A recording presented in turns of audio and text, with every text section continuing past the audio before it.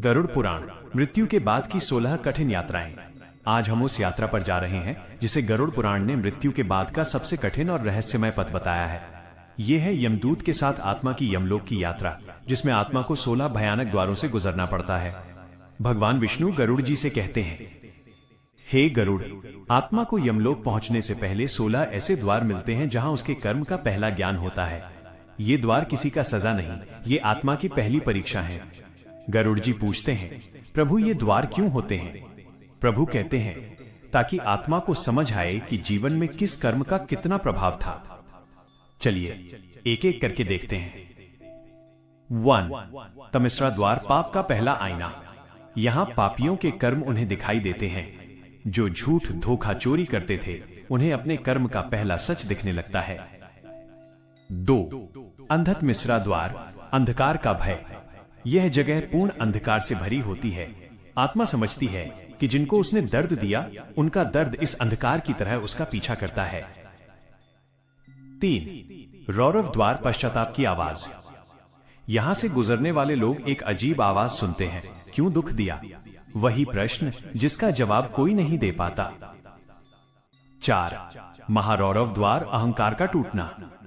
ये द्वार उनके लिए कठिन होता है जिन्हें जीवन में अपने अहंकार का घमंड था।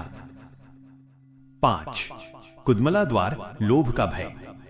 जिन लोगों ने पैसा, धन, दूसरों का हक खाया, उन्हें यहां अपना लोभ दिखाई देता है। 6. महाकुदमला द्वार। इस द्वार में आत्मा को समझ आता है कि धन यहां कुछ काम नहीं आता। 7. तप्तकुंभ द्वार, क्रोध का दाह। यहां क्रोध की आग जैसी गर्मी महसूस होती है। जो क्रोध से दूसरों को जलाते थे, उन्हें यहां अपने क्रोध का फल दिखता है। 8. तप्तलोह द्वार। यहां लोहे की गर्म हवा आत्मा को चुभने लगती है। ये द्वार उनके लिए है जो अन्याय करते थे। 9. महापथ द्वार। ये लंबा और मुश्किल द्वार है। आत्मा यहां अपने अधूरे काम और छूट गए सपने देखती है। 10. शालमली द्वार, नफरत का आईना। जिन्होंने नफरत फैलाई, उन्हें यहां अपनी ही नफरत का चुभन मिलती है। 11.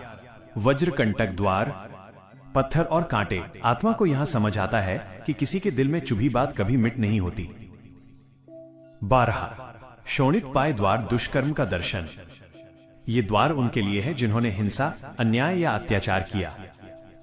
13. क्षारकर्दम द्वार, पाप का दलदल।